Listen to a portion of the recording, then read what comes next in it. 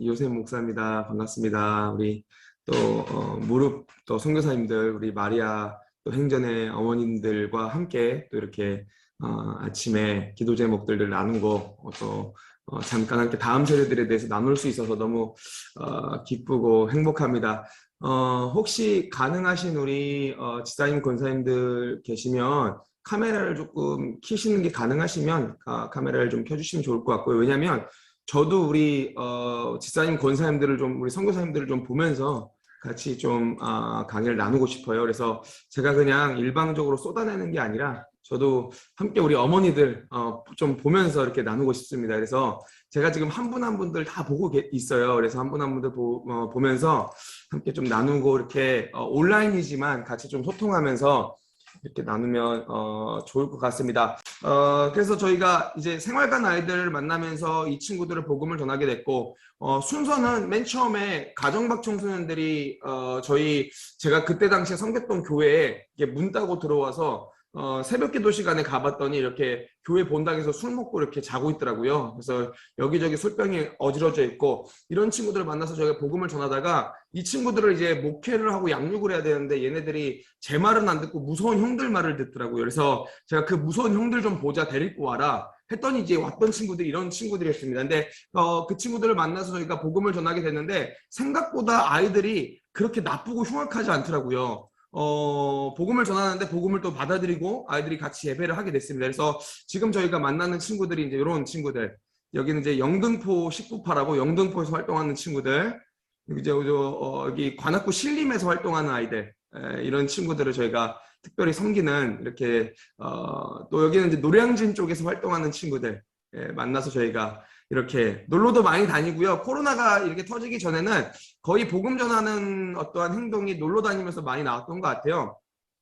우리 이제 어머니들이 보시면 막 흉악스럽고 무서워 보이는데 또 막상 만나면 전혀 안 그래요. 애들이 얼마나 착하고 예쁜지 복음을 전하면 또 복음을 있는 대로 받아들이고, 이게 저희는 좀 이렇게 아이들이 아무래도 이렇게 온몸에 이렇게 문신들이 많다 보니까 좀 재미난 것들이 많이 있죠. 대표적인 게 저희가 사람들이 아무리 많은 곳에 있어도 저희가 놀다 보면 저희밖에 안 남는다는 어떤 독특한 늘 현상들을 경험하는데, 어쨌든 이런 친구들을 만나서 저희가 이렇게 복음을 전하고요. 이렇게 아이들이 전신에 이렇게 문신을 한 친구들입니다. 근데 저희가 처음에 이제 어른 세대들이 이런 문신에 대해서 되게 이렇게 좀 혐오감을 가지고 계시더라고요. 근데 저 역시도 되게 이런 어떤 문화들을 싫어했는데 가만히 지켜봤더니 아이들이 전신에 이렇게 문신을 하는 게 제가 이제 아이들을 보면서 느꼈던 바로는 카멜레온의 보호색 같은 느낌이더라고요. 아이들이 마음이 정말 여리고 되게 이렇게 어떻게 보면은 불우한 가정 환경에서 자라서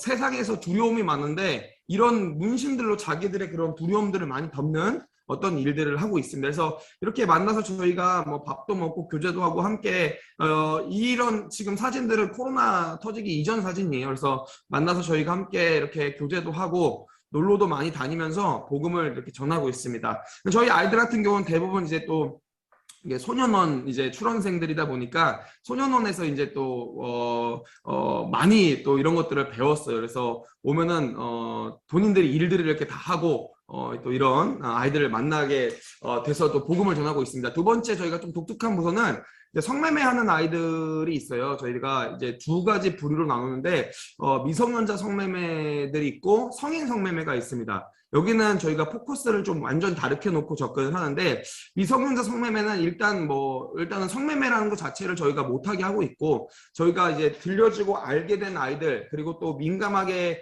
바라보면서 또 할 거다라고 추측하는 우리 아이들한테는 저희가 굉장히 공격적으로 성매매를 못하게 하고 있습니다. 근데 제가 이 부분을 언급한 이유가 우리 기도를 해주실 때 꼭 같이 기도해 주시면 좋을 것 같아요. 요즘 성매매라는 것 자체가 요즘 우리 다음 세대들한테 너무 쉽게 할 수 있는 구도가 됐어요.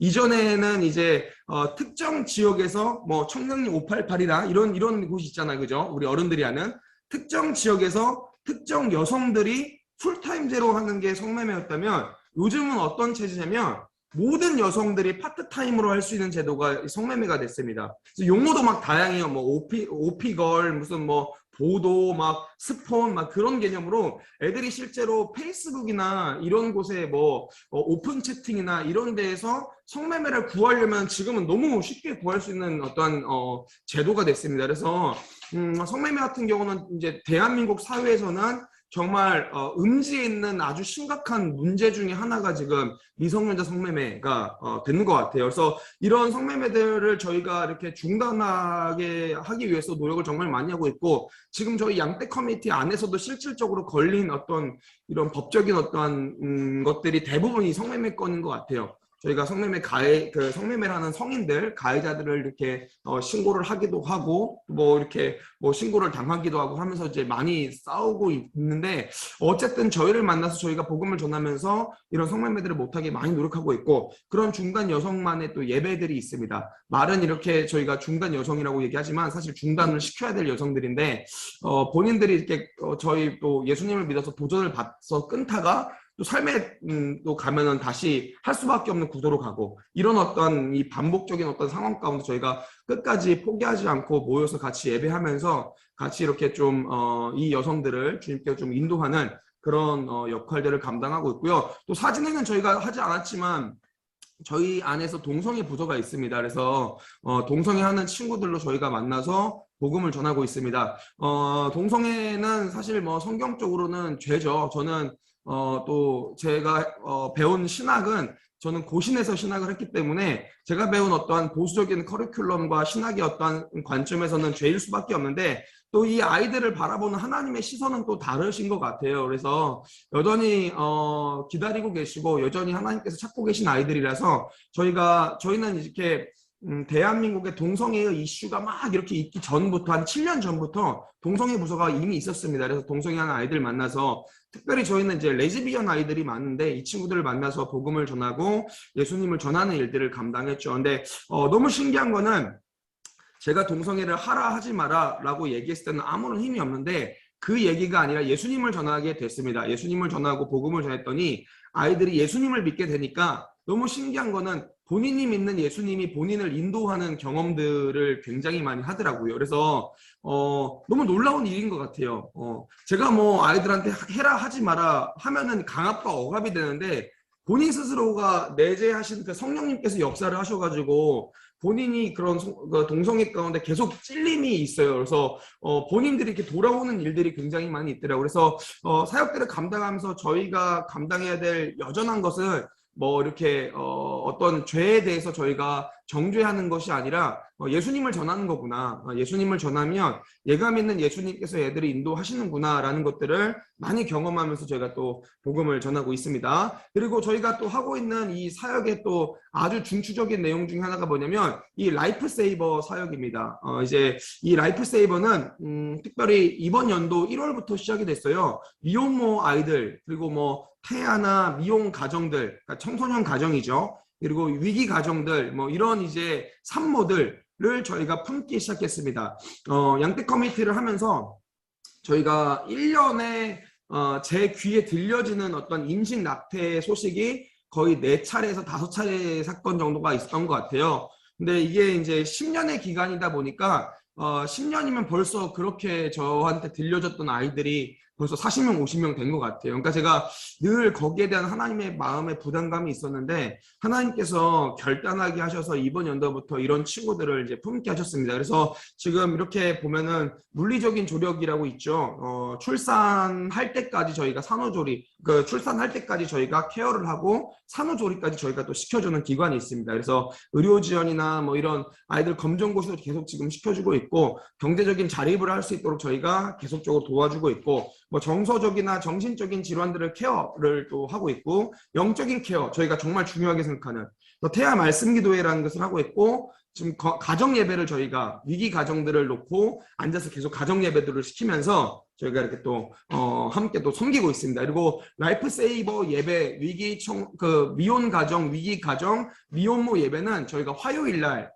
드려지고 있어요. 양떼 예배는 수요일 날 드려지고 있습니다. 그래서 지금 이렇게 저희가 아이들을 또 섬기고 있고, 저희 집에 그래서 지금 갓난 아이들이 늘 와요. 갓난 아이들이 오늘도 저희 집에 이제 갓난 아이들이 옵니다. 왜냐하면 미혼모 아이들이 이제 혼자 막 독박 육아를 하다 보니까 힘드니까 본인들이 얼마나 힘들겠어요. 뭐 다 10대인데. 그러니까 저희가 이렇게 저희 집에 이렇게 애들을 거의 한 반절을 재우고 같이 이렇게 살고 있습니다. 그러다 보니까 애들이 이제 그 시간에 또 자기도 많이 자고 놀기도 놀고 이런 시간들을 저희가 주려고 이렇게 저희가 또 챙기고 있습니다. 근데 양떼 커뮤니티를 하다가 맨날 이렇게 막 덩치 큰 문신쟁이들만 보다가 애들을 보니까 얼마나 마음이 이쁜지 너무 좋아요. 저는 애들 보면서 저한테도 거의 힐링이고 회복이고 그렇게 지금 또 사역을 하고 있습니다. 그러다 보니까 한 가지 흠은 뭐냐면 애들이 제가 아빠인 줄 알고 있어요. 그래서 저한테 자꾸 이제 단어들을 자꾸 아빠 같은 단어들을 사용하고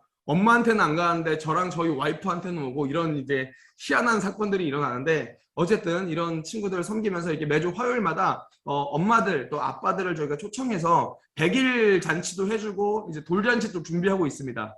그렇게도 해주고 그렇게 하면서 지금 저희가 건강한 가정으로 자립할 수 있도록 지금 안 보이시겠지만 뒤에는 또 우리 같이 섬겨주신 집사님들이 다 아기들을 안고 있어요. 이렇게.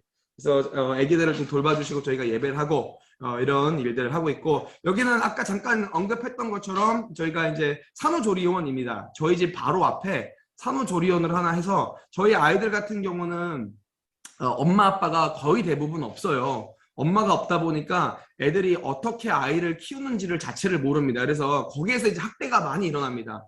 저희가 위기청소년 사역을 하다 보면 막 그 갓난 애들을 진짜 운다고 때리는 애들도 굉장히 많았고 그리고 애들 바로 안고 있으면서도 막 담배를 피고 막 소주를 애들한테 막 먹여보기도 하고 막 이런 애들이 되게 많아요. 근데 이게 본인들이 이렇게 이 양육에 대해서 배워본 적이 없기 때문에 이런 일들을 많이 해서 저희가 아이를 낳으면 그 아이들을 이렇게 그 산후조리원에 저희가 넣어서 저희 와이프와 여자 선생님들이 들어가서 뭐 아이를 어떻게 해야 되는지 우는 이유가 뭔지 뭐 이런 이제 뭐 기저귀 가는 것부터 시작해서 모유 수유하는 거 아이 씻기는 거 이런 것들을 저희가 돌봐주면서 엄마로서의 마인드를 자꾸 이렇게 심어줄 수 있는 공간이 지금 여기입니다. 그래서 이때 저희가 교육들을 다 하게 되는 것 같아요. 그래서 그 밖에는 또 이렇게 위기 가정들을 저희가 계속 방문해서 아이들을 잘 키우고 있나 확인하면서 이런 이제 물품들을 계속 나눠주고 있습니다.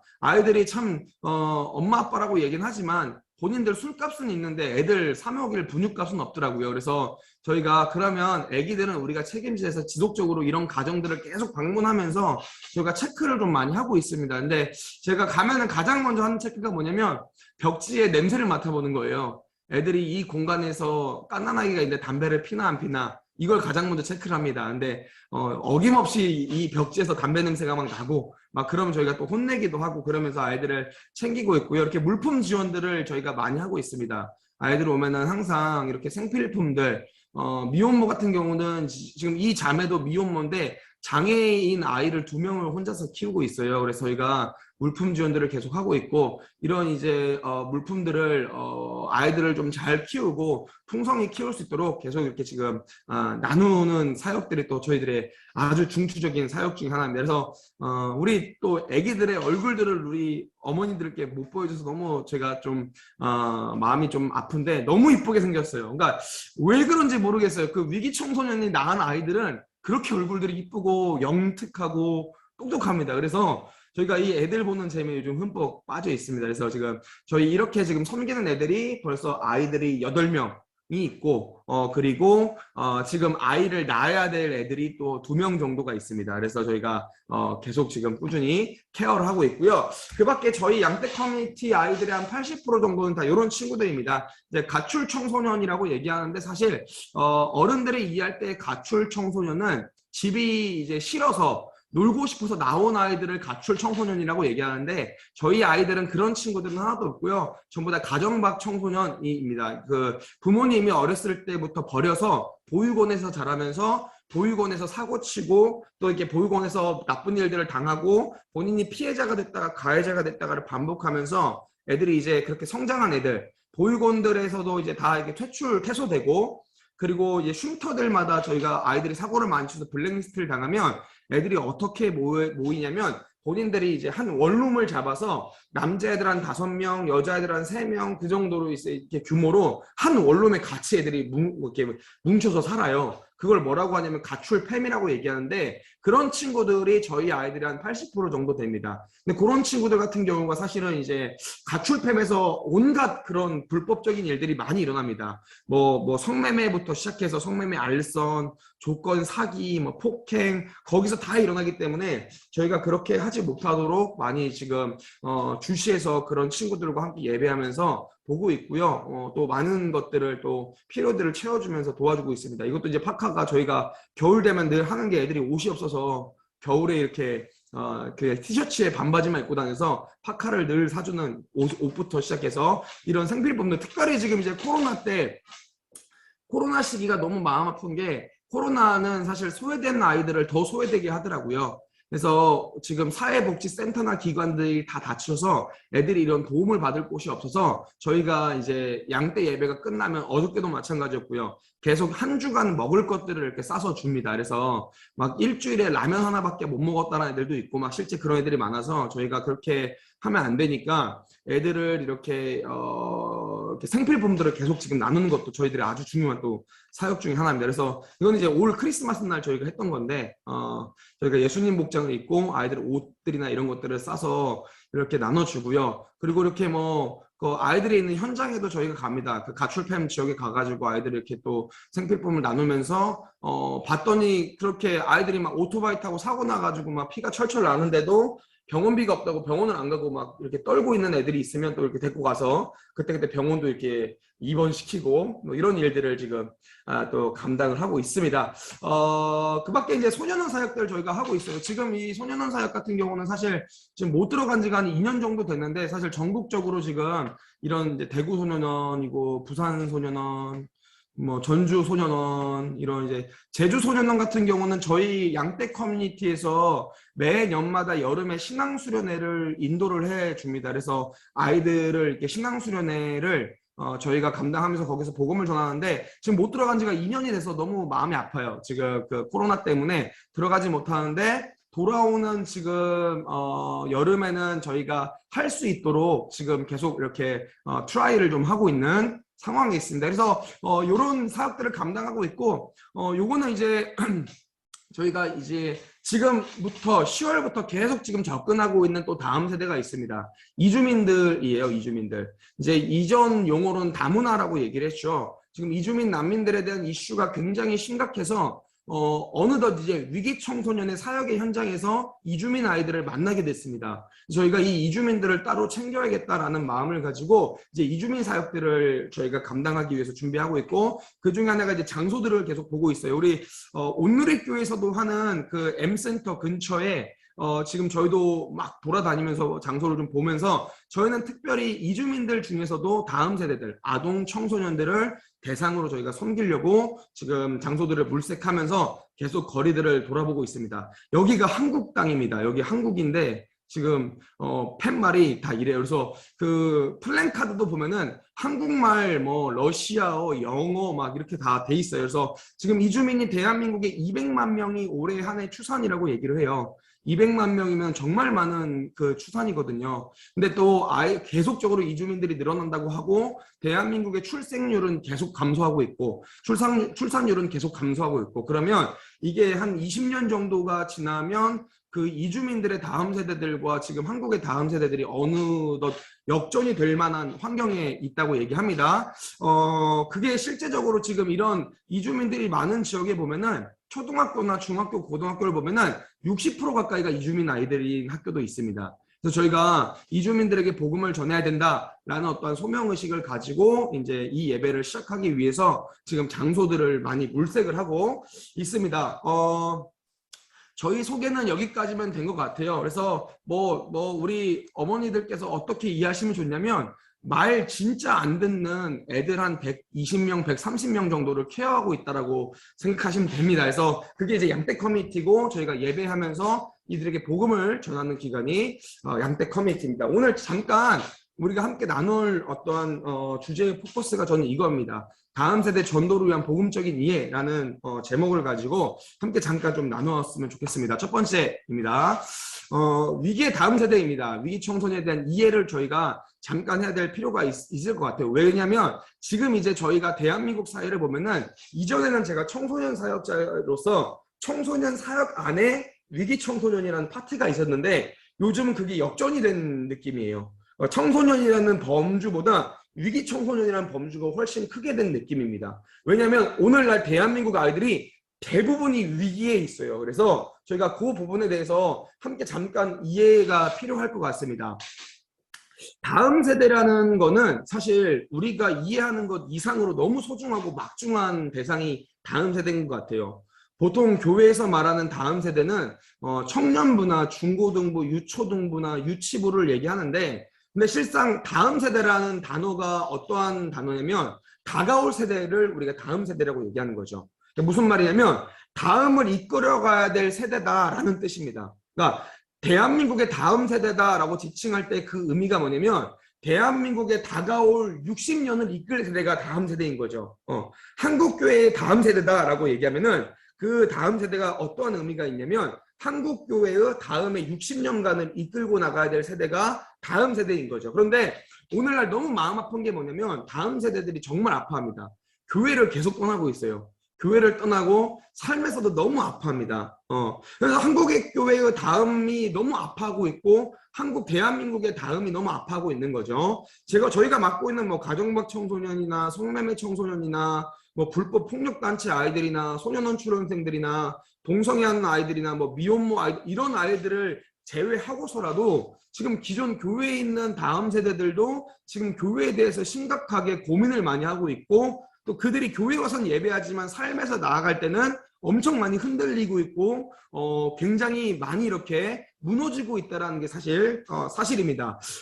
그런데 이게 저희가 한번 고민해 봐야 될 게 아이들에게 어떤 부요한 것들을 혜택을 주면은 애들이 이런 것들이 해결될 거다라고 기성세대들이 착각을 할 때가 되게 많은 것 같아요. 그런데 아무리 과학적인 진보가 이루어지고 문명이 발전한다고 해도 아무리 아이들이 그 궁핍된 것들이 풍요롭게 해결된다고 해도 사실 이 마음에 있는 아이들의 공허함이 해결되지는 않더라고요. 그럼 무엇을 통해서 해결될 수 있나를 우리 한번 또 고민해 봐야 됩니다. 어떠한 것들이 다음 세대들이 다시 돌아올 수 있고 다음 세대들이 다시 하나님을 찾을 수 있는지를 한번 고민해 봐야 되는데 그 첫 번째 이해가 뭐냐면 위기의 다음 세대에 대한 이해인 거죠.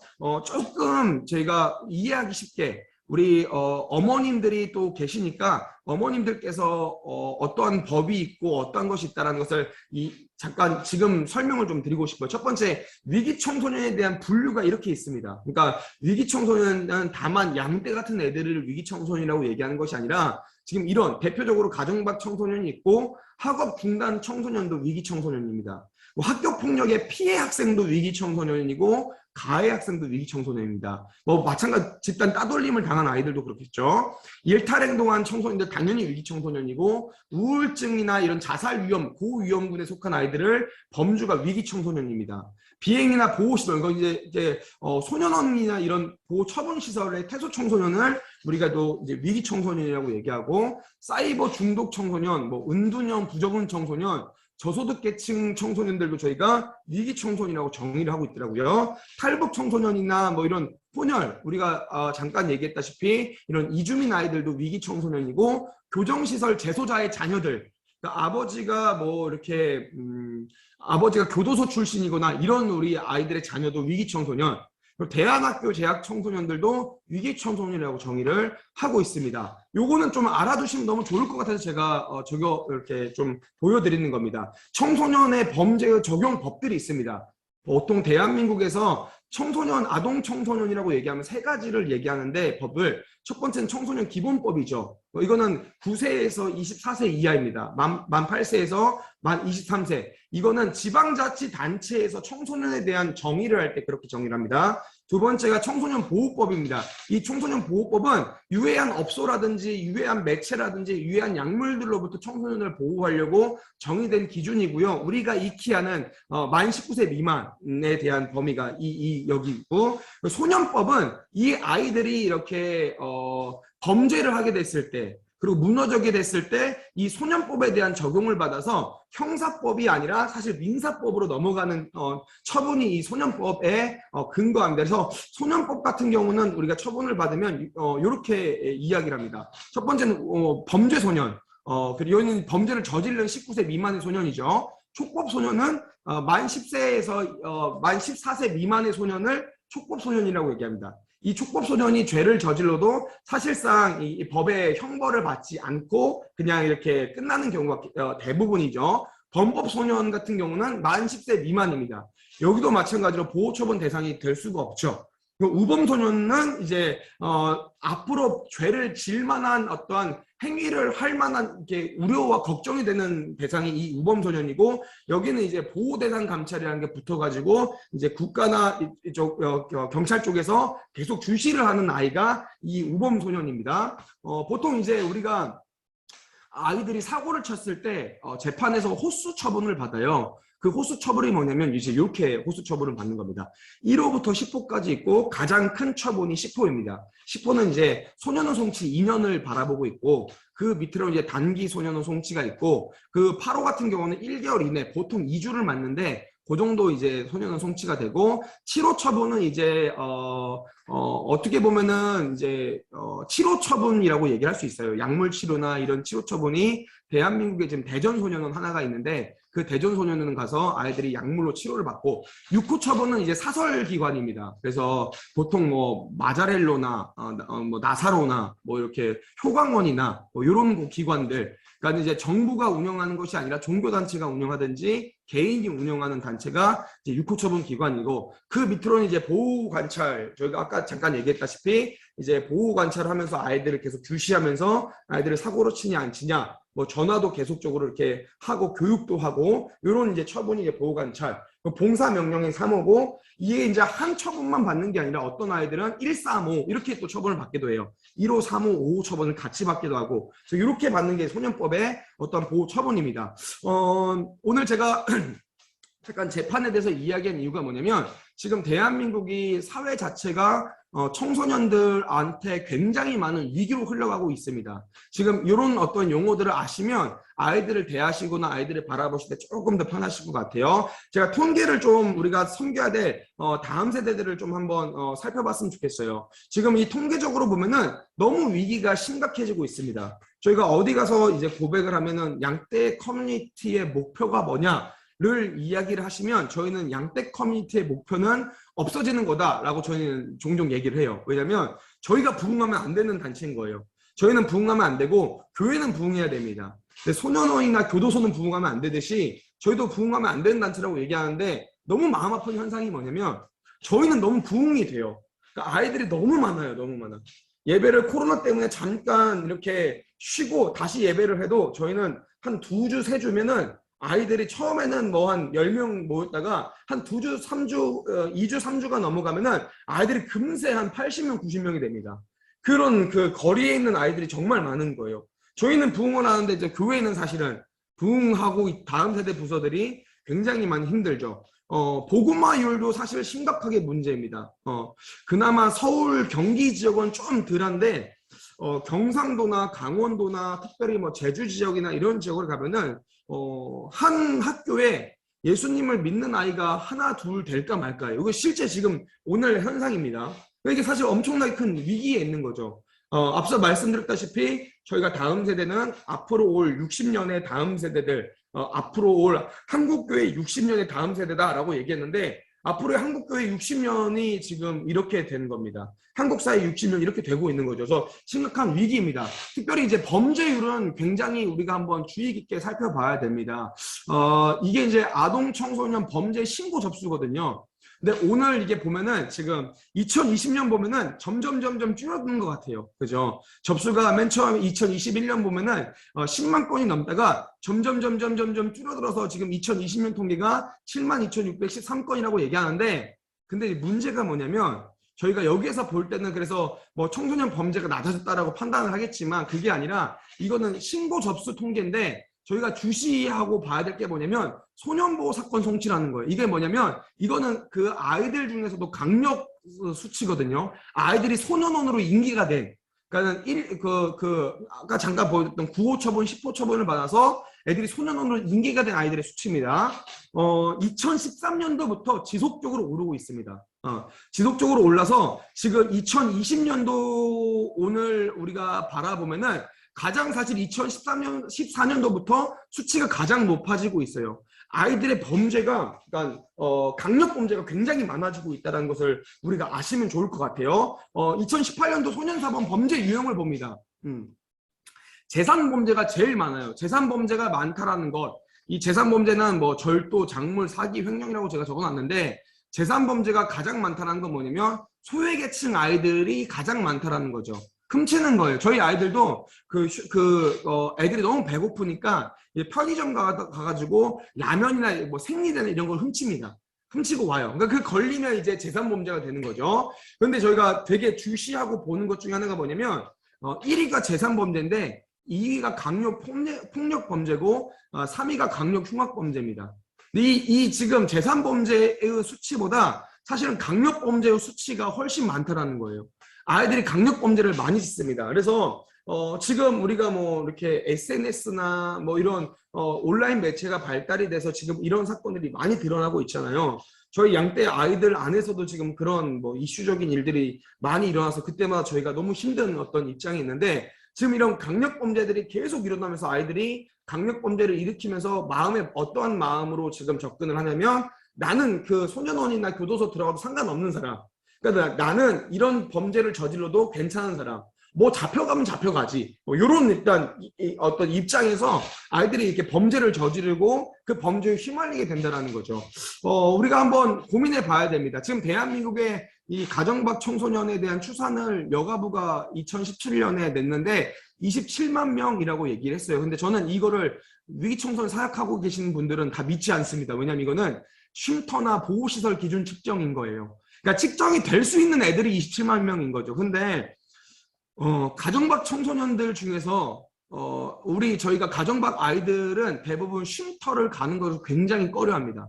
쉼터를 가면은 아이들 자기들 수준에서 상당히 미달이라고 생각을 해요. 그러니까 쉼터를 무시하는 게 오늘 대한민국 사회인데 그렇기 때문에 전문가들이 바라보는 최소 측정 인원이 어느 정도냐면 대한민국의 약 36만 명에서 40만 명 정도가 지금 가정박 청소년이다. 라고 얘기를 하고 있습니다. 근데 이것도 지금 최소 측정이고 어떤 데에서는 60만 명 정도로 보고 있는 데가 또 있습니다.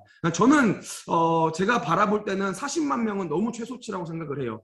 왜냐하면 신고를 안 하는 부모들이 훨씬 많기 때문에 지금 그런 한 60만 명 정도가 맞다라고 저는 생각하고 있습니다. 학교 밖 청소년도 마찬가지로 교육부 추산을 하고 있으면 지금 이거는 한 39만 명 정도 된다라고 얘기합니다. 그러면 사실 이제 저희 안에서는 어떠한 얘기가 도냐면 전쟁이 났을 때 대한민국 군인을 내보내는 것이 아니라 가정박 청소년을 내보내면 승리한다라고 얘기할 만큼 많은 추세가 지금 이 추세입니다. 그럼 고민해 봅니다. 다음 세대 위기의 근본적인 이유가 뭘까요? 저는 이 특정한 한 사건이 다음 세대들의 위기를 가져온 것은 아니라고 생각합니다. 여러모로 좀 저희가 생각해보고 살펴볼 어떠한 필요가 있는데 첫 번째가 뭐냐면 사회적인 문제가 아이들한테는 위기로 갈 엄청난 큰 사건들이 있습니다. 정책적인 방향들이 굉장히 있습니다. 특별히 제가 이제 경험한 최근의 정책들을 좀 말씀을 드리면 저는 뭐 이렇게 어떤 정부나 어떤 쪽을 지지하는 입장은 절대 아니지만 현장에서 오는 삶을 좀 말씀을 드리는 겁니다. 특별히 간통죄가 폐지될 때 제가 되게 많이 느꼈던 것 같아요. 간통죄가 폐지가 되니까 이게 폐지가 된 게 아니라 사실상 간통죄가 형법에서 민법으로 넘어간 거죠. 그러니까 엄밀하게 보면은 간통죄가 벌금을 훨씬 더 많이 받는 어떤 추세로 넘어가게 된 것 같더라고요. 그런데 간통죄가 폐지됐다고 얘기하니까 애들이 페이스북에 가장 많이 올라왔던 글 중에 하나가 뭐냐면 그런 글이었었어요. 여러분 인생은 짧습니다. 바람 피세요. 이게 아이들이 가장 많이 올렸던 그런 글이 됐던 것 같아요. 이게 페이스북에서 한참 엄청나게 아이들끼리 인기를 끌었거든요. 간통죄가 폐지되니까 우리가 바라보고 있는 상징성 자체가 이제는 간통을 해도 된다로 아이들이 인지가 되더라는 거죠. 그러니까 콘돔 회사와 피임 회사 주가가 막 상승하고 아이들의 인지 자체가 가정을 지키는 것보다는 이거는 너무 고리타분한 어떠한 영역이다라고 생각을 하게 된다라는 거예요. 특별히 2019년도에 이렇게 정해진 거죠. 성매매 여성 1인당 1년간 2,260만 원 정도 지원해 준다는 법안이 또 나왔어요. 근데 이제 의도는 참 좋습니다. 의도는 너무 좋고 성매매를 못하게 하려는 의도로 이거를 만들었고 성매매 여성들이 자립을 할 수 있도록 이 법안들이 마련이 됐는데 문제는 이게 이제 현장에 다가왔을 때 어떻게 접근이 되냐는 거죠. 저희 아이들이 이 법안이 딱 마련이 되니까 어떻게 얘기하냐면 이 성매매는 하는 애들보다 할까 말까 고민하는 애들이 한 80% 정도가 돼요. 훨씬 많은데 얘네들이 뭐라고 얘기하냐면 그러면 목사님 저희 성매매 하고 그냥 이거 받으면 안 돼요? 이렇게 얘기를 하더라고요. 그러니까 이게 사실은 이 법안들에 따라서 현장에서 저희가 접근하는 거는 굉장히 다르게 접근이 된다는 거예요. 그러니까 이런 법안들이 사실은 다음 세대들을 흔들 만한 아주 중요한 상징성이 있는 법안들이다라고 저는 생각을 합니다. 낙태죄도 마찬가지고요. 아까 우리 또 기도를 하시지만 포괄적 차별금지법도 마찬가지고 현장에서 저는 싸워야 되는 사람으로서 계속 이런 것들에 대한 마찰이 있어요. 아이들이 복지센터에 가면은 동성애는 좋은 거다라고 사랑이다라고 배우고 저희한테 와서는 야 동성애는 하나님께서 싫어하시는 거야라고 배우고 여기에 대한 계속적인 상충들이 생겨나기 때문에 저는 이러한 사회적인 어떠한 정책들의 방향이 다음 세대들의 위기에 아주 근본적으로 끼쳐진다라고 생각을 하고 그리고 사회적인 문제가 특별히 있습니다. 보통 이제 제가 판단하는 기준 중에 하나가 뭐냐면 또 IMF거든요. 보통 우리 어른들이 봤을 때 저희가 보여줬던 사진들처럼 아이들 막 이렇게 막 조직폭력배처럼 활동하는 아이들은 의리가 많다라고 얘기를 해요. 근데 의리가 진짜 있는 애들이 있었어요. 그런데 요즘 애들은 의리가 하나도 없어요. 다 뭐가 가장 큰 힘이냐면 돈이 자기들을 움직여요. 돈으로 다 배신하고 돈으로 다 이렇게 서로 막 이렇게 공격하고 그게 다 뭐냐면 돈이거든요. 근데 제가 이게 왜 그럴까를 봤는데 어느 세대 가운데는 애들이 의리가 있었는데 어느 세대부터는 다 이익과 실리로 다 움직여지더라고요. 그게 봤더니 IMF 이전 세대와 이후 세대로 나눠지더라고요. 아이들이 IMF의 이후에 태어난 아이들 특별히 1997년 이후에 태어난 2001년 이 사이에 이후에 태어난 아이들이 전부 다 이익과 실리로 판단을 하더라고요. 제가 여기에서 국가적인 문제로부터 바라보는 아이들의 시선이 이렇게 아이들한테 상징성으로 다가온다를 굉장히 많이 느꼈고 그와 더불어서 되게 무서운 게 뭐냐면 세월호를 바라본 아이들은 다음 세대들은 어떨까라는 어떤 입장에서 좀 생각을 하게 됩니다. 세월호가 진짜 다음 세대들한테는 엄청 큰 상징성이에요. 2014년에 4월 16일에 있었죠. 세월호를 우리가 생각해보면 이게 쉽게 생각할 문제가 아니라 다음 세대 입장에서는 굉장히 큰 상징성 중 하나입니다. 세월호에서 그렇게 말이 안 되는 사건이죠, 사실은. 배가 이렇게 저는 이해가 안 돼. 배가 수장되는 것을 생중계로 보여주는 나라가 어디 있고 저는 이게 수장되는 도로 기다리는 나라가 어디 있습니까? 근데 여기에 수장됐던 그 마음 아파한 그 영혼들이 어떤 영혼들입니까? 저희 양떼 같은 애들이에요? 아니에요. 어른들 말 다 잘 들은 애들입니다. 그러니까 저희 양떼들은 제가 생각할 때 말 안 들었어. 어른들 말 안 듣고 다 뛰쳐나왔어요, 애들이. 아니, 제가 그 이전에 이미 제가 볼 때 저희 애들은 담배 핀다고 다 발코니로 나와 있었을 것 같아요. 근데 거기에서 지금 그렇게 죽어갔던 애들은 대부분 가만히 있으라는 그 말을 들었던 어른들 말을 들었던 애들이라는 거죠. 근데 어른들 말을 들어서 다 죽는 것을 대한민국이 생중계로 목도를 했습니다. 근데 그걸 보는 다음 세대들이 어떻게 했습니까? 어른들 말을 들으면 이렇게 된다가 아이들한테 상징적으로 각인이 돼. 그래서 세월호 이후부터 등장하는 사건이 뭐냐면 가장 큰 갈등이 남녀 간의 갈등이 아니라 세대 간의 갈등이 됐어요. 다음 세대와 어른 세대, 기성세대의 갈등이 폭이 엄청나게 커졌다는 거예요. 그래서 이런 사회적인 문제가 두드러진 문제들이 생겨났을 때 다음 세대들은 흔들리게 됩니다. 그리고 너무 중요한 문제, 가정의 문제. 이 가정의 해체와 결혼관의 변화는 다음 세대들이 무너지는 가장 큰 어떤 기관입니다. 위기 청소년들의 시작은 전부 가정입니다. 가정이 아닌 곳이 없습니다. 친족 성폭행과 학대가 너무 많습니다, 오늘날. 위기 가정이라고 해서 100% 위기 청소년이 되는 건 아닌데 위기 청소년들은 100% 위기 가정입니다. 그러니까 이렇게 의미를 아시겠죠? 그래서 아이들은 사실은 이 어른에 대한 불신이 어디에서 나오냐면 가정에서부터 등장을 한다는 거죠. 교회도 마찬가지잖아요. 우리 그 장로님, 권사님, 또 저 같은 목회자 자녀들이 교회를 떠나는 근본적인 이유가 뭡니까? 부모님의 어떤 모습을 보고 교회를 떠나게 되는 어떤 그런 문제들이 굉장히 많이 등장합니다. 그래서 저는 이 가정의 문제와 갈등들, 특별히 가정이 해체된 가정들, 혹은 또 이 결혼 간의 변화들이 굉장히 다음 세대들을 오늘날 위기로 빠지겠다라고 또 생각을 합니다. 세 번째는 문화적인 충돌이 있습니다. 오늘날은 이 문화적인 싸움이 너무 강하죠. 특별히 기독교 문화와 세속의 문화 간의 대립이 너무 많습니다. 이건 이 현실적인 거예요. 일단부터 뭐 창조론과 진화론의 싸움이죠. 아이들이 교회에 와서는 창조론을 배우는데 학교에 와서는 진화론을 배웁니다.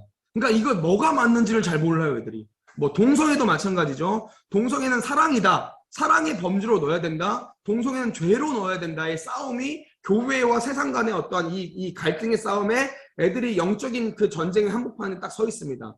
그러니까 요즘 애들의 추세가 어떠냐면, 이거 좀 실제적인 건데, 요즘 애들이 어떠한 위치를 잡냐면 교회에 와서는 창조가 맞아. 근데 학교 가서는 진화가 맞아. 이렇게 잡습니다, 애들이. 그걸 헷갈리는 거예요. 교회에 와서는 동성애가 죄다라는 것에 동의를 해요.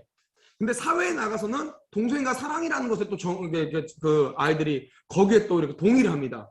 왜냐면은 아이들이 내린 정립 자체가 안 되는 거예요. 이거 되게 실제적인 거예요. 요즘 애들이 대부분 그래서 교회의 어떤 모습과 본인의 살아가는 삶의 모습이 굉장히 다르게 살아가고 있다는 거죠.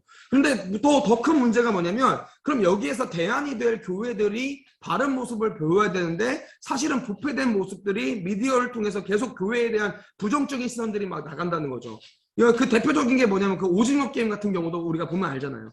교회를 계속적으로 또 뭐 목회자를, 예수 믿는 사람에 대한 부정적인 시선들을 계속적으로 인식을 하는데, 문제는 뭐냐면 이 미디어 매체라는 것 자체가 사실 사상을 주입하는 굉장히 큰 도구 중에 하나인데, 이게 사실은 그 의도성을 가지고 계속 접근이 되어서 아이들이 그렇게 바라볼 수밖에 없는 구도가 된다라는 거죠. 그래서 저는 이런 전반적인 근본적인 어떤 이유들이 분명히 다음 세대들을 위기로 이렇게 끌고 가고 있다라고 저는 좀 생각을 하고 있습니다. 그러면 우리가 한번 고민해 봐야 됩니다. 우리 어른 세대가 어떻게 해야 됩니까? 다음 세대들을 위한 선교적인 의무가 있다라는 거죠. 복음을 전해야 될 의무가 있습니다. 여기에 제가 전도를 넣지 않고 선교를 넣은 이유는 지금 기성세대와 다음 세대 간의 문화적 갭차가 너무 크다라는 거죠. 그래서 선교적인 범위로 보셔야 맞을 것 같습니다. 복음을 전해야 될 의무가 있다라는 거죠. 제가 이제 위기 청소년들이랑 함께 삶을 살다 보면서 자연스럽게 습득되고 배우고 알게 되는 게 있더라고요. 그게 뭐냐면 첫 번째가 뭐냐면, 애들한테 배우는 것 중에 하나가 뭐냐면 욕입니다. 욕. 욕의 의미를 배우게 돼요. 욕을 또 우리 아이들은 기깔나게 또 하잖아요. 그죠? 욕을 정말 잘합니다. 그러다 보니까 욕을 배워요. 제가 사용하진 않지만 욕의 의미들을 배웁니다. 두 번째 뭘 배우냐면 신조어들을 배웁니다. 신조어들. 요즘 아세요? 열받는다라는 그 단어를 요즘 애들이 뭐라고 표현하냐면 킹받네라고 하기엔, 킹받네, 나 킹받네라고 해. 이게 열받는, 화난다는 거예요. 이런 신조어들을 아이들이랑 있으면 되게 많이 배우고, 세 번째가 뭐냐면, 제가 이게 위기 청소년 사역을 하면서 뭘 많이 배우냐면 법을 많이 배워요. 애들이 법을 잘 알아요. 애들이 지은 사건들 때문에 제가 법을 알아야 되는 상황이 오기 때문에 저 성경도 많이 있지만 또 법도 막 한 번씩 읽어봅니다. 헌법책도 읽어보고 막 읽어봅니다. 제가 법에 대해 헌법을 쭉 읽으면서 되게 재밌는 법이 몇 가지가 있어요. 이 두 가지였던 것 같아요. 방임죄와 직무유기죄. 방임죄가 뭐냐면 똑같은 지금 겁니다. 범죄 행위를 내버려 둠으로써 성립하는 범죄가 방임죄입니다. 범죄가 일어나지 않도록 막거나 막을 대책을 세울 수 있었음에도 불구하고 범죄가 수행되는 것을 그대로 내버려 둘 때 성립하는 게 방임죄입니다. 직무유기죄가 뭐냐면, 공무원이나 국가의 어떤 기관을 일하는 사람들이 정당한 이유 없이 직무 수행을 거부하거나 유기하면 직무유기죄가 됩니다. 근데 여기에 제가 굉장히 마음을 썼던 게 뭐냐면, 이게 오늘 하나님 나라를 갔을 때 오늘날 우리 기성세대가 받는 어떠한 죄가 아닐까, 죄몫이 아닐까라는 생각이 들더라는 거예요. 그게 뭐냐면 세속화의 방임죄. 세대가 죄와 아픔 가운데 허덕이는 것을 막거나 막을 대책을 주셨음에도 불구하고 교회 안에서 본인들의 신앙만 지키며 살다가 세대는 죄 가운데 어그러지도록 내버려두면서 묵인하는 죄. 이거 뭔가 이게 지금 우리 세대가 짓고 있는 죄가 아닌가. 하나님 나라 갔을 때 우리가 하나님 앞으로부터 받는 어떤 책망 중에 하나가 아닌가라는 마음이 들더라는 거죠. 하나님 나라의 백성으로서 정당한 이유 없이 복음 전파의 수행을 거부하거나 그 직무를 유기하는 것. 그래서 저는 오늘날 우리 기성세대가 해야 되는 게 뭐냐면 우리 어머니들이 기도해 주는 것도 너무 중요하지만 실제 이 아이들의 선교적인 지금 입장으로 바라보면서 이들에게 복음을 전하는 일도 너무 필요하다라는 거예요. 애들이 진짜 예수님이 구세주라는 것을 안 들어본 애들이 있습니다. 지금 대한민국 안에서 이게 예수님이 십자가에 달려 우리 죄를 위해서 돌아가셨다라는 이 기본적인 복음의 어떤 이것을 메시지를 들어본 애들이 실제로 굉장히 많이 존재한다는 거죠. 저는 우리가 좀 책임이 있다고 생각을 해요. 이 구원이라는 것은 예수 그리스도의 책임으로 말미암아 우리가 구원이 됐는데 오늘날 그러면 우리는 그 구원에 대한 복음에 대한 책임을 얼마나 짊어지고 있는지 한번 고민해 봤으면 좋겠습니다. 어느 세대든지 저는 이 아픔, 세상의 아픔에 대한 책임은 전적으로 조금 그리스도인들에게 있다고 생각합니다. 왜냐하면 이거를 우리가 복음이라는 것은 사실은 모든 존재를 치유할 수 있는 놀라운 능력과 힘을 가지고 있는 것인데 이 복음을 사실 지금 먼저 받은 우리 그리스도인들이 가지고 있기 때문에 이 복음을 우리가 전해야 된다는 거죠. 특별히 누구에게 전해야 됩니까? 저는 그렇게 생각합니다. 다음 세대들에게 전해야 된다고 생각합니다. 성경을 보면은 특별히 누가복음이죠. 누가복음을 보면은 아주 놀라운 구도가 나와요. 이 누가복음을 보면 어떤 구도가 나오냐면 보통 예수님께서 이렇게 사역을 하셨던 모습이 세 가지의 구도로 표현이 됩니다. 첫 번째가 뭐냐면 복음, 예수 그리스도죠. 두 번째가 뭐냐면 가난한 자들, 세 번째가 뭐냐면 무리들. 이 어떠한 복음서의 맥락의 어떠한 예수님의 치유 사건들은 이 세 가지 구도로 늘 이루어지는 거예요. 그런데 이 세 가지 구도들 중에서 누가 복음을 받아들였느냐라고 물어보면은 대부분 가난한 자들이 그 복음을 받아듣습니다. 이 가난한 자들은 우리가 지금 여기도 써져 있지만 우리가 뭐 물질적인 가난함만 의미하는 게 아니죠. 신체적으로나 정서적으로 아픔을 가지고 있는 사람들 혹은 공동체 내에서 버림받고 뭐 사람의 힘으로는 당초 해결할 수 없는 어려움에 처해서 곤란해하는 사람들이 이쪽이 가난한 자들인 거죠. 저는 복음서를 쭉 보면서 복음을 누가 받아들였느냐? 무리들이 아니라 가난한 자들이 받아들였다는, 여기에 우리가 누구에게 복음을 전해야 되냐에 대한 소스가 분명히 있습니다. 물론 모든 이들에게 복음을 전해야 되지만 그 복음을 받아들인 자들은 사실 가난한 자들이었다는 거죠. 그러면 저는 오늘날의 가난한 자가 누구이냐? 많은 사람들이 가난한 자에 소속되어 있겠지만 진짜 가난한 자 중에 하나가 누구냐면 다음 세대라고 저는 생각을 합니다. 다음 세대들이 되게 가난한 자들이에요. 이 가난한 자들은, 이건 개인적인 건데 제 경험상 가난한 자들은 사실은 다 만나기 싫은 사람들이 가난한 자인 것 같아요. 뭐 성경 시대를 보면은 뭐 귀신 들린 자, 문둥병자, 혈류병자, 세리, 어부 뭐 이런 사람들은 사실 그때 당시에 만나기 싫은 존재들이었거든요. 오늘도 저는 이 위기 청소년들, 저한테는 이 가정박 청소년들은 사람들이 만나기 싫어하는 가난한 자들로 저는 바라보게 된다는 거예요. 저희가 이런 다음 세대들에게 복음을 전해야 됩니다. 왜냐하면 그들은 도움에 대해서 다른 사람들보다 절실히 필요합니다. 그 절박함 때문에 여기가, 이 절박한 지점이 하나님에 대한 갈망으로 변하는 모습을 정말 심심찮게 보기 때문에 오히려 다음 세대들이 위기에 있지만 다음 세대들에게 복음을 전하는 것만큼 복음이 빠르게 확산되는 것이 없다라고 저는 생각을 하고 있다는 거죠. 어른 세대보다 확실한 거는 다음 세대가 훨씬 더 복음을 수월하게 받아들이고 있습니다. 그러면 우리가 한번 고민해 봅니다. 성경 말씀이죠. 다음 세대에게 복음을 전해야 되는 아주 중요한 성경 말씀입니다. 신명기 32장 46절이죠. 우리 계신 자리에서 같이 한번 읽어보실까요? 신명기 32장 46절 말씀이죠. 그들에게 이르되 내가 오늘 너희에게 증언한 모든 말을 너희 마음에 두고 너희 자녀에게 명령하여 이 율법의 모든 말씀을 지켜 행하라. 너희 마음에 두고 너희 자녀에게 명령하여 이 율법의 모든 말씀을 지켜 행하게 하라라고 말씀하십니다. 잠언 22장 6절은 그렇게 얘기합니다. 마땅히 행할 길을 아이에게 가르치라라고 얘기해요. 그러면 늙어도 그것을 떠나지 아니하리라.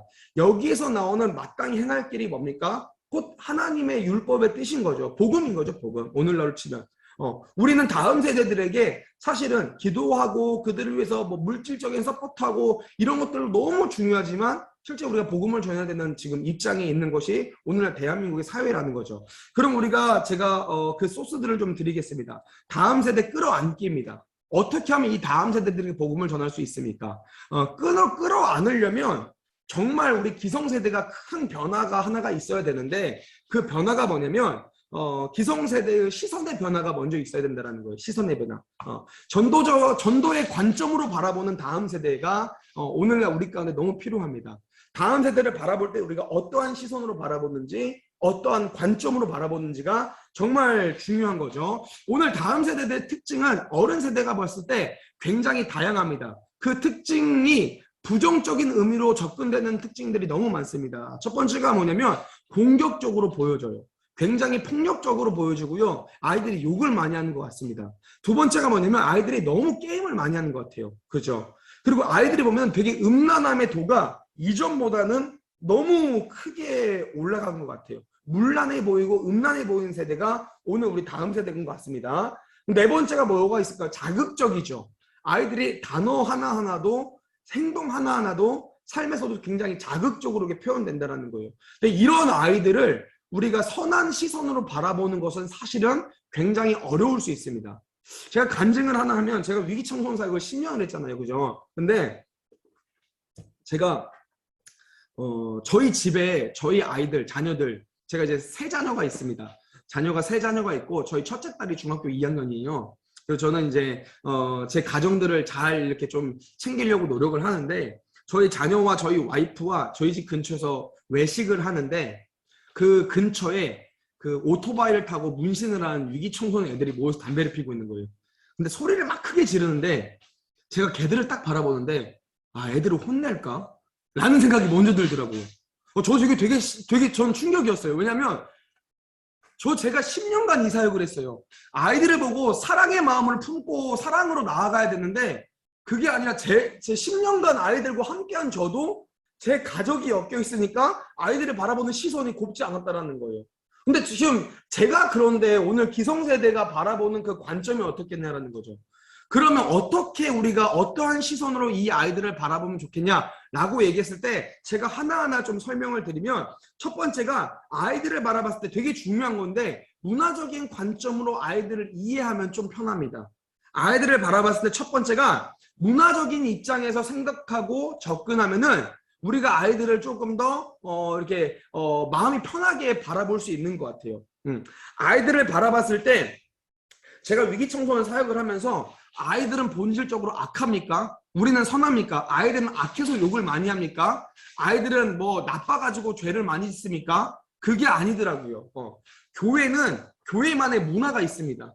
교회 안에서만 문화가 있어요. 제가 저희 아이들에게 복음을 전하려고 특별히 성매매하는 여자아이들에게 복음을 전하려고 이렇게 새벽마다 나가서 애들 만나가지고 밥 사 먹이고 카페에서 복음 전하고 이렇게 했었어요. 그러면서 제가 늘 했던 말이 얘들아 교회에 한 번만 와라. 교회에 한 번만 와라. 근데 애들이 교회를 안 오는 거예요. 근데 제가 그 일들을 지속적으로 그 같은 대상에게 하면서 교회 오라고 막 쫄랐는데 애들이 저한테 얘기하는 게 그 노래방 한번 같이 가좀 자기도 교회 한번 가주겠다는 거예요. 저는 그 공황장애가 있는데 노래방 가면 공황장애가 많이 나와요. 왜냐면 그 노래방 가면 저는 어느 순간부터 저희 여자아이들이 그 노래방 보도로 뛰는 애들이 있기 때문에 그 늦은 시간에 노래방을 가면은 아이들이 어떻게 움직일까 그 동선들이 막 보여져요. 그러니까 저는 그게 거기서는 제 공황증이 확 나오거든요. 전 노래방을 제가 사역을 하면서 노래방 한 번도 가본 적이 없어요. 근데 이때 한 번 가본 거예요, 이제. 아이들이 노래방 한 번 가주면은 제가 교회에 가주겠다고 해서 노래방을 갔습니다. 근데 진짜 공황증이 막 나오면서 1시간이 진짜 100시간 같더라고요. 막 식은땀 나고 너무 힘들어가지고 이러고 있는데 아이들이 막 이렇게 노래를 부르면서 자기들은 신나게 막 놀고 있어요. 저는 막 공황증이 나서 식은땀 나면서 막 너무 힘들면서 기도하면서 있습니다. 그런데 이제 1시간이 버티고 버텼는데 끝났는데 노래방 사장님이 30분을 서비스를 준 거예요. 제가 죽겠는 거예요. 노래방 사장님 진짜 30분을 또 버팁니다. 그러면서 제가 무슨 생각이 들었냐면 애들이 교회에 오면 이런 느낌이겠구나. 문화적으로 너무 다른 거예요. 문화적으로 다른 거예요. 교회는 교회들만의 사용하는 언어가 있습니다. 은혜와 사랑과 형제님, 자매님 이런 용어는 바깥에서 사용하지 않는 단어인 거예요. 그러니까 우리가 연말 시상식에서 보면은 연예인이 하나님께 감사를 드리지 않아도 연예인이 사용하는 단어들만 봐도 우리가 얘 교회 다니는구나 안 다니는구나 분별되잖아요. 그 단어가 있어요. 긍휼이라는 단어라든지 뭐 이런 단어들.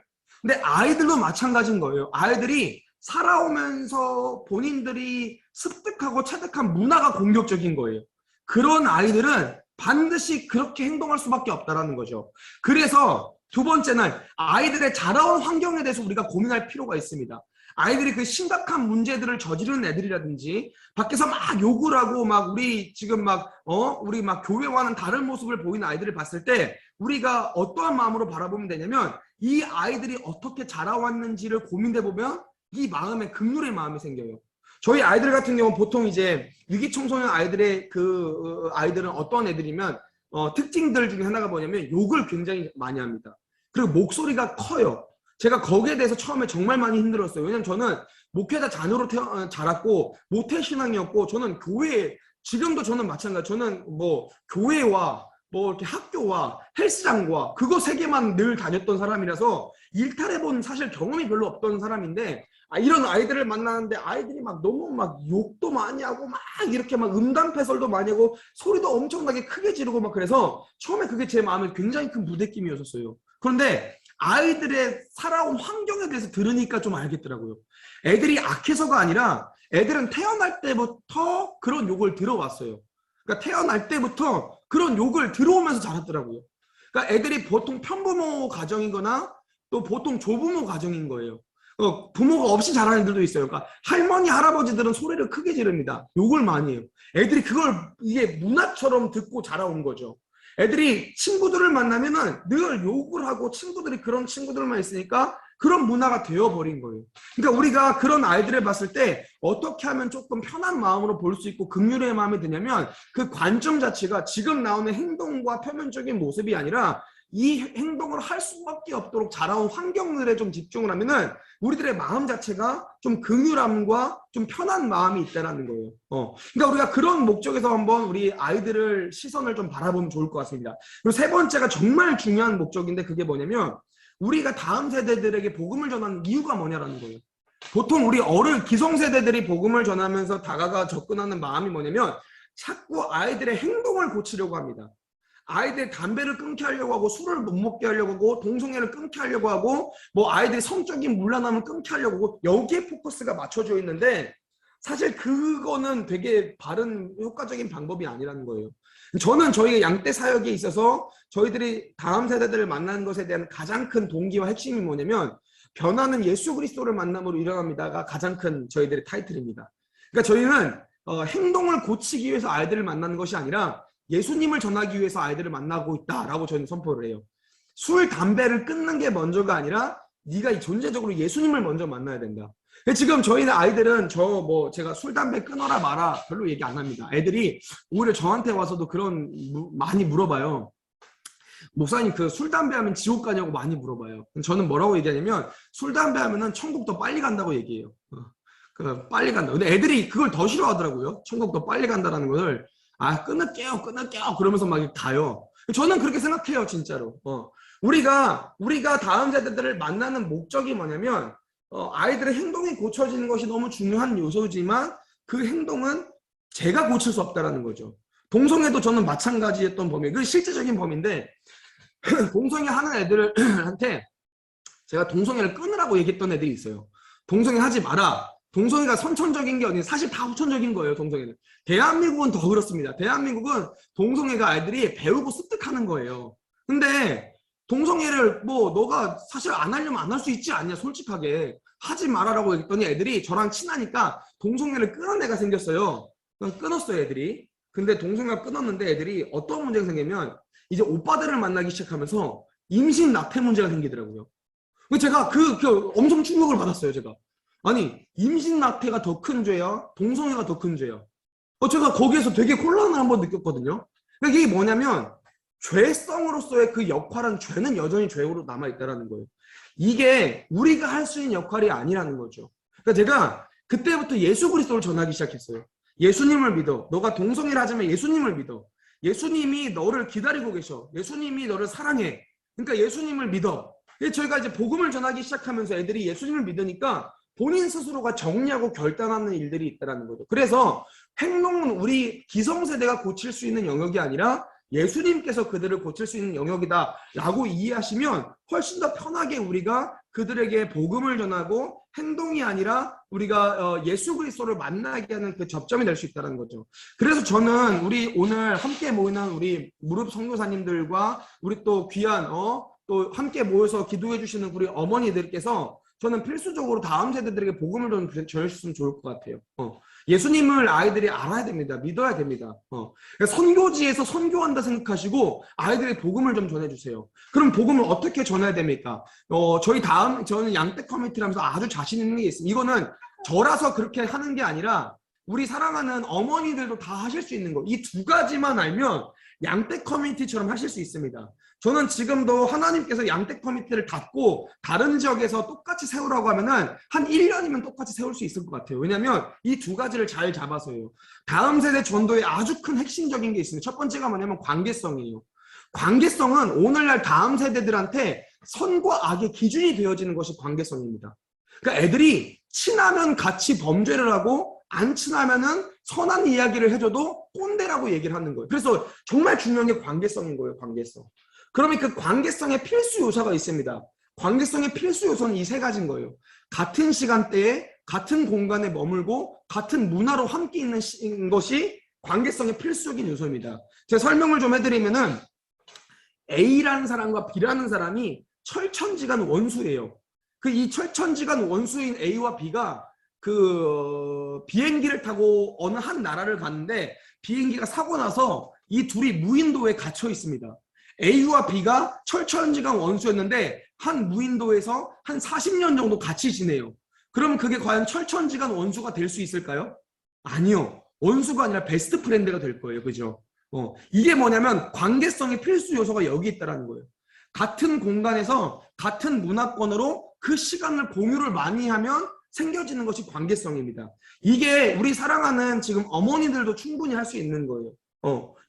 아이들과의 어떤 접점이 왜 오늘날 다음 세대들이 기성세대들의 말을 무시합니까? 관계성이 바탕이 되지 않기 때문에 그래요.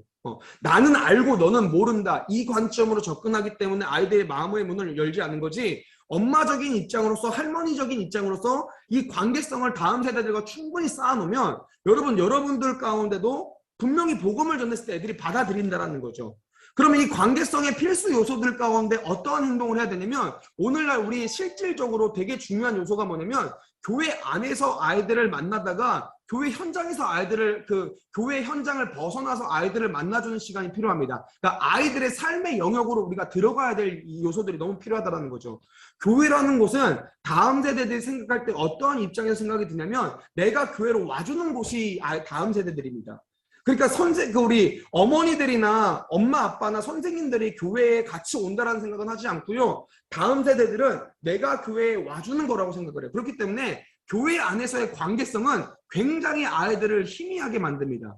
그러니까 이게 어떻게 되냐면 내가 진짜 다음 세대들에게 복음을 전하겠다라 마음 먹으면 기도만 하고 헌금만 하실 게 아니라 교회 현장 바깥에서 우리 교회 안에서도 아이들이 힘들어하는 아이들이 보여지면은 우리 오늘의 교회 안에서도 아이들이 교회를 왔다리 갔다리 하는 애들이 보여지면은 우리 어머니들께서 교회 현장 바깥에서 애들을 찾아가서 집사님으로 권사님으로 만나주셔야 된다는 거예요. 다만 고기라도 하나 좀 사주시면서 아이들 예수님 믿어야 돼. 그래 그래도 예수님이 너의 주인 되시고 다 포기해도 예수님은 너 포기하지 않으셔. 이렇게 접근하시면 애들이 되게 희한하게 교회를 또 온다라는 거예요. 그 문화에 맞춰서 함께 해주실 때 아이들과 문화적인 인카네이션이라고 저는 표현을 하거든요. 어른의 문화권에서 다음 세대의 문화권으로 인카네이션을 할 수 있는 그런 어떠한 마음이 필요하다라는 거죠. 그러면 이 관계성 가운데 아이들이 우리 어른 세대를 존경하고 따를 수밖에 없는 환경이 된다라는 거예요. 제가 사역을 하면서 정말 이건 관계성은 필수라고 느껴졌습니다. 애들이 범죄도 같이 해요. 내 친한 친구가 범죄를 하니까 자기는 범죄하지 않아도 자기가 대신 짊어지고 들어가더라고요. 소년원을. 이게 뭐냐면 관계성인 거예요. 관계성이 쌓여지지 않으니까 제가 아무리 좋은 말을 해도요. 애들은 저를 꼰대라고 표현하지 저의 말을 듣지 않아요. 애들도 선과 악의 기준을 그래서 어디로 잡냐면 관계성으로 잡는다라는 거죠. 그래서 우리가 복음을 전하려면 다음 세대는 특별히 필수적으로 이 관계성이 중요하다는 거. 두 번째는 공동체성이 중요하다는 거. 이 공동체성에 대한 이해를 우리가 좀 아셔야 됩니다. 다음 세대들의 일탈의 어떠한 기점은 반드시 또래 집단에 의한 비행과 범죄를 학습하는 태도입니다. 그러니까 개인 스스로가 나쁜 애가 아니라 그 청소년에 대한 비행, 다음 세대들에 대한 비행으로 원인으로 지목된 게 뭐냐면 대부분 가장 큰 퍼센테이지가 또래 집단에 의한 비행과 범죄인 거예요. 또래 집단 공동체가 정말 중요한 거죠. 교회 공동체가 정말 소중한 이유가 뭐냐면 그겁니다. 다음 세대들을 교회 공동체로 끌어와야 되는 이유가 뭐냐면 아이들은 가장 큰 영향을 받는 대상이 누구냐면 선생님이 아니라 목사님이 아니라 또래 공동체들이라는 거예요. 이 공동체가 어떻게 예배하는지 삶을 어떻게 살아가는지가 아이들한테는 너무 중요한 요소라는 거죠. 근데 그런 아이들이 지금 다음 세대들이 잘못 공동체를 이루고 있습니다. 저희가 섬기고 있는 가출팸, 얘기되면 뭐 폭력 서클, 범죄 집단, 뭐 생활관 이런 애들은 사실 이렇게 될 수밖에 없어요. 그 공동체성이 그렇게 이루어지니까 아이들이 이야기하는 이슈가 다 그런 것밖에 없습니다. 그럼 왜 이렇게 됐는가를 얘기해보면 저는 이 두 번째가 그들만의 공동체를 이룰 수밖에 없는 이유가 여기 나와요. 1차적으로 아이들이 가정 공동체에서 소외됐습니다. 벌어졌어요. 그리고 가정 공동체를 섞이지 못해요. 그러니까 학교 공동체에서 어떻게 되냐면 소외된 애들이 생겨요. 학교를 다 대부분 학교 밖 청소년이 되는 거죠. 그럼 그 아이들이 어떻게 됩니까? 학교 시간에 학교에서 있지 않고요. 다 이게 사회적으로 막 떠돌아다니면서 사회 공동체도 소외됩니다. 그러니까 제가 성매매하는 여자애들을 만나면 되게 마음 아팠던 것 중에 하나가 뭐냐면 생활관 애들 마음 되게 아팠던 게 뭐냐면 애들이 다 뭐라고 얘기하면 자기를 받아주고 환영하는 곳이 여기밖에 없었대요. 여자애들이 그래. 성매매 어떻게 하게 됐냐 하면 뭐 관계성으로 시작하게 됐는데 나 갔는데 언니들이 자기들 너무 환영해 준다라는 거예요. 막 명품 가방도 사주고 막 밥도 사주고 데리고 가시면서 막 술도 사주고 생활관 애들도 똑같이 그 얘기 하더라고요. 자기를 사랑해주고 반겨주는 곳은 거기밖에 없었다라고 얘기를 하더라고요. 저가 이제 이야기하고 싶은 게 뭐냐면 그러면 이제 교회적인 입장에서 우리가 어떻게 나아가야 되냐라는 거죠. 우리는 그들에게 대한 공동체를 좀 형성해줘야 되는 사람들이라는 거예요. 아이들이 교회는 그들한테 대한 공동체가 형성되어야 돼요. 그러니까 애들이 교회에서 자라도록 좀 해줬으면 좋겠다는 거죠. 오늘 그게 우리들의 역할인 것 같습니다.